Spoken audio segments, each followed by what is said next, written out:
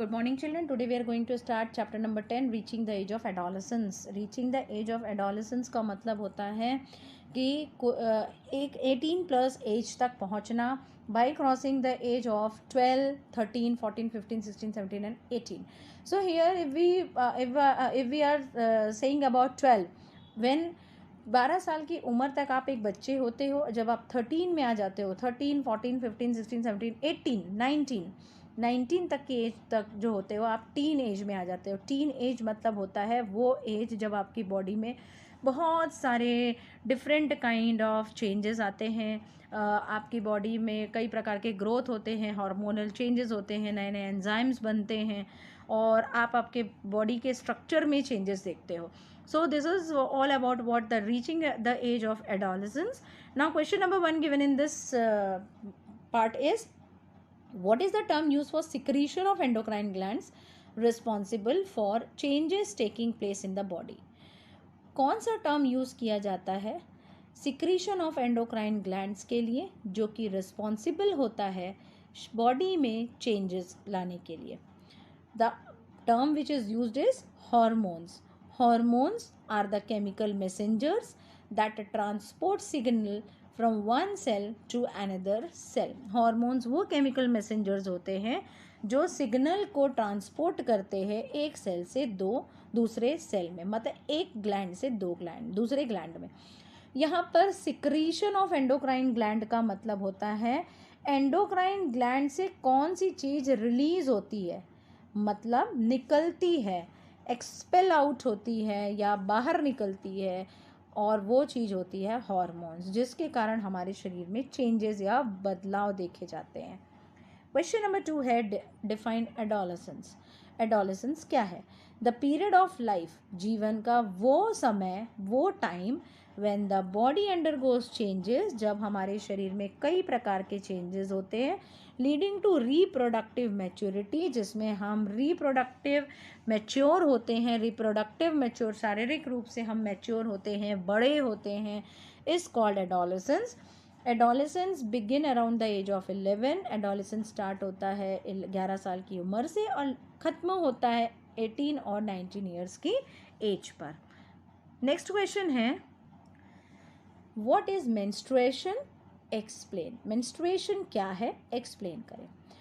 जब एक female reproductive ovaries में, फीमेल के रिप्रोडक्टिव बॉडी में जो ओवरीज होती हैं जहाँ पर एग बनता है, द ओवा बिगिन टू मैच्योर. वो जो एग होते हैं या ओवा होता है वो मैच्योर होने लगता है, और मैच्योर होने के लिए होते तक, मतलब मैच्योर होने के साथ साथ वो प्यूबर्टी के लिए भी तैयार होता है. प्यूबर्टी मतलब वो किसी दूसरे चीज़ के साथ जुड़ने के लिए, फ्यूज़ होने के लिए तैयार होता है.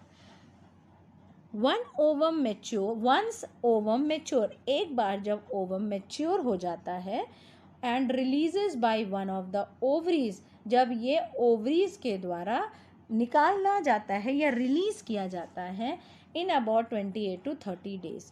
अब क्या होता है, बॉडी में से ओवम या ओवा जो है वो रिलीज़ किया जाता है हर 28 से 30 दिन के अंतराल में. हर महीने में 28 से 30 दिन के अंतराल में वो बॉडी से, फीमेल रिप्रोडक्टिव बॉडी से वो रिलीज़ किया जाता है या बाहर निकाला जाता है. इस समय, during this period, the wall of the uterus become thick.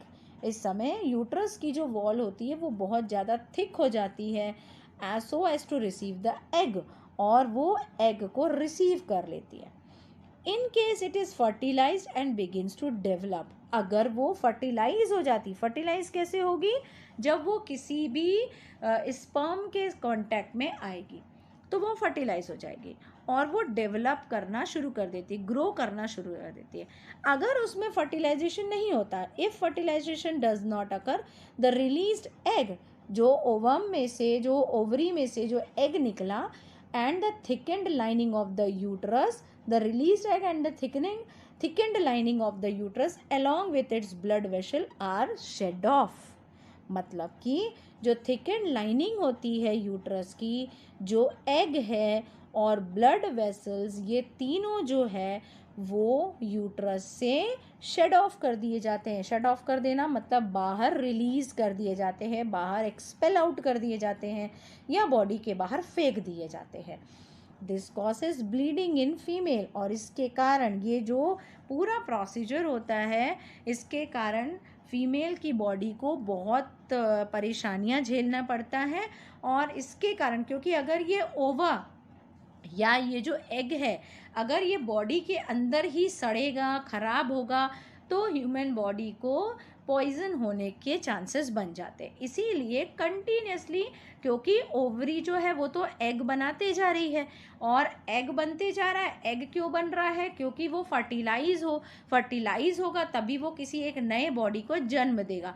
तो जब फीमेल बॉडी में मेंस्ट्रुएशन प्रोसेस स्टार्ट होती है, इसका मतलब क्या होता है? एक छोटे से बच्चे में भी एग फॉर्मेशन होता है, एग फॉर्मेशन कंटिन्यूसली होता रहता है। लेकिन क्या होता है, जब वो लड़की, जब वो फीमेल 11 साल की उम्र की आ जाती है या 12 साल की उम्र पे आ जाती है, तो उसकी बॉडी में कंटिन्यूसली एग फॉर्मेशन होता है। और ये जो एग है ये यूट्रस में रिलीज किया जाता है ओवरी के थ्रू। ओवरी जो है उस एग को बॉडी में से, अपनी बॉडी से निकाल कर यूट्रस में डालती है। अगर यूट्रस को स्पर्म मिल जाता है, स्पर्म मिलने से क्या होगा, वो ओवम के साथ में या एग के साथ में वो फ्यूज होगा और एक नया बॉडी बनाने के लिए तैयार हो जाएगा। लेकिन अगर, क्योंकि वो बच्चा है, क्योंकि वो 11 साल 12 साल उम्र की लड़की है, तो क्या होता है कि उस समय इनके शरीर में स्पर्म फ्यूजन का कोई चांसेस नहीं रहता।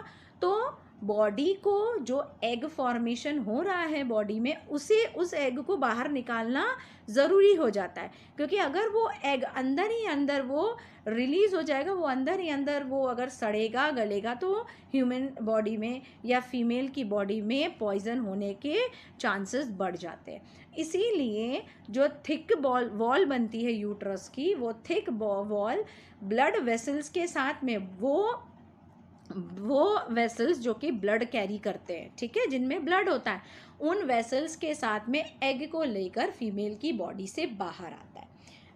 और इसी प्रोसेस को हम मेंस्ट्रुएशन कहते हैं। जब वो एग बाहर आता है यूट्रस से, तो वो ब्लड को साथ में लेकर आता है, ब्लड के वेसल्स को साथ में लेकर आता है। और इस समय फीमेल की बॉडी को बहुत ज़्यादा परेशानियों का सामना करना पड़ता है। तो this is only called menstruation, इसे ही हम मेंस्ट्रुएशन कहते हैं। जो एग बना बॉडी में, वो बॉडी के बाहर हर 28 से 30 दिन के बीच में बाहर फेंकना शरीर को बहुत ज़रूरी हो जाता है। इसे ही हम मेंस्ट्रुएशन कहते हैं। क्योंकि अगर मेंस्ट्रुएशन प्रोसेस बॉडी में नहीं होगी, तो जो एग बन रहे हैं उसके कारण फीमेल बॉडी में पॉइजन बढ़ने के चांसेस हो जाते हैं, बॉडी में अंदर ही अंदर पॉइजन फैल जाएगा। और अगर एग फॉर्मेशन भी ज़रूरी है, क्योंकि ह्यूमन बॉडी को, ह्यूमन पॉपुलेशन को इंक्रीज करने के लिए, चाहे ह्यूमन पॉपुलेशन हो चाहे बड़े बड़े एनिमल्स की पॉपुलेशन है, उनको इंक्रीज करने के लिए एग का फॉर्मेशन होना बॉडी में, फीमेल बॉडी में बहुत ज़रूरी होता है। तो फीमेल बॉडी में अगर एग नहीं बनेगा तो पॉपुलेशन नहीं बढ़ेगी, फर्टिलाइजेशन नहीं होगा, और इसीलिए एग बनना बहुत ज़रूरी होता है। फिर उसके बाद में ये कंटिन्यूसली एग का फॉर्मेशन जो है वो होता रहता है, हर 28 से 30 दिन के बीच में होता है। जब इस एग की हमारे बॉडी को ज़रूरत नहीं होती, तो बॉडी उसे निकाल कर बाहर फेंक देता है, और इसे ही हम कहते हैं menstruation cycle. Okay, now next question number 4 is list changes in the body that takes place as puberty. At puberty के टाइम पर, जब हमारे शरीर हमारा जब बड़ा होता है, जब हम बड़े होते हैं, जब हमारे में मैचुरेशन आती है, तो उस समय कौन कौन से चेंजेस देखे जाते हैं हमारे शरीर में। So common changes occur among boys and girls. Boys और गर्ल्स में कॉमन चेंजेस होती है। पहली, सडन इंक्रीज इन हाइट, हम अचानक से हाइट में बढ़ जाते हैं। Changes in the body shape, body के शेप में अचानक से चेंज आता है। चेंज इन वॉइस, आवाज़ बदल जाती है। आप हमेशा देखेंगे कि 11, 12, 13 साल के होते होते बच्चों की आवाज़ में बहुत चेंजेस आते हैं। इन boys, voice become deep and harsh. लड़कों की जो आवाज़ होती है वो बहुत ही कठोर जैसी हो जाती है, कठोर मतलब बहुत ही खरखरी आवाज़ हो जाती है, और गर्ल्स की जो आवाज़ होती है वो बहुत ज़्यादा हाई पिच वाली हो जाती है, मतलब बहुत तीखी आवाज़ हो जाती है। Increase activity of sweat and sebaceous glands, इनकी बॉडी में स्वेट, पसीना, बहुत ज़्यादा पसीने की जो ग्रंथि होती है, जो ग्लैंड्स होते हैं वो बहुत ज़्यादा बढ़ जाते हैं, और सिबेशियस ग्लैंड्स भी बहुत ज़्यादा बढ़ जाते हैं। Reproductive organs begin to mature, reproductive organs बहुत ज़्यादा मेच्योर हो जाते हैं, और appearance of secondary sexual characteristics, और हमारे बॉडी में सेकेंडरी सेक्सुअल कैरेक्टरिस्टिक्स देखे जाते हैं, जैसे कि मेंस्ट्रुएशन साइकिल होना, जैसे कि बॉडी के रिप्रोडक्टिव ऑर्गन्स का ग्रो करना, ये सारी चीज़ें हमें देखने को मिलती है ना। सिर्फ बॉयज़ में कौन कौन से चेंजेस होते हैं, उनके फेशियल में हेयर आ जाते हैं, फेशियल हेयर आ जाते हैं, जैसे कि दाढ़ियाँ आना, मूछें आना, ये होती हैं। हेयर डेवलप हो जाते हैं अंडर द आर्मपिट, आपके जो हाथ के नीचे, चेस्ट में और प्यूबिक रीजन में आपके हेयर ग्रो हो जाते हैं। वॉइस जो है वो बहुत ज़्यादा खरखरी हो जाती है, डीप हो जाती है, मसल डेवलप हो जाते हैं, शोल्डर ब्रॉड हो जाता है, शोल्डर थोड़ा सा चौड़ा हो जाता है, ब्रॉड हो जाता है, इंक्रीज हो जाते हैं वेट में वो। गर्ल्स में क्या क्या चेंजेस होते हैं, डेवलपमेंट और एनलार्जमेंट ऑफ द ब्रेस्ट, उनके चेस्ट में एनलार्जमेंट होता है, ब्रेस्ट में एनलार्जमेंट होता है, ग्रोथ होती है, हेयर डेवलप करते हैं आर्मपिट और प्यूबिक रीजन में, हिप ब्रॉड हो जाते हैं, मतलब कमर चौड़ी हो जाती है, पेल्विक रीजन वाइडन हो जाता है, मतलब ये जो आपके पेल्विक वाला जो रीजन है, जांग वाला जो रीजन है वो भी वाइड हो जाता है, चौड़ा हो जाता है। इनिशिएशन ऑफ मेंस्ट्रुएशन साइकिल, मतलब मेंस्ट्रुएशन साइकिल स्टार्ट होने का टाइम हो जाता है, and deposition of fat around the हिप्स, और हिप्स के चारों तरफ थोड़ा थोड़ा फैट भी डिपॉजिट होने लग जाता है। Now question number 5, prepare a table having 2 column depicting name of endocrine glands and hormone secreted by them. दो टेबल आप टेबल बनाइए जिसमें आपको एंडोक्राइन ग्लैंड्स और हार्मोन से एंड हार्मोन्स जो कि सिक्रेट करते हैं वो उनके नाम लिखना है। तो पिट्यूटरी ग्लैंड जो है वो ग्रोथ हार्मोन होती है, थायराइड ग्लैंड थायरॉक्सिन ग्लैंड होती है। थर्ड है एड्रिनलिन ग्लैंड सिक्रीट करता है, एड्रिनलिन सिक्रीट करता है, सिक्रीट करना मतलब रिलीज करता है। पेनक्रियाज इंसुलिन सिक्रीट करते हैं, टेस्टोस्टेरॉन सिक्रीट करते हैं, ओवरीज ऑस्ट्रोजन एंड प्रोजेस्टेरॉन को सिक्रीट करते हैं, ऑस्ट्रोजन एंड प्रोजेस्टेरॉन।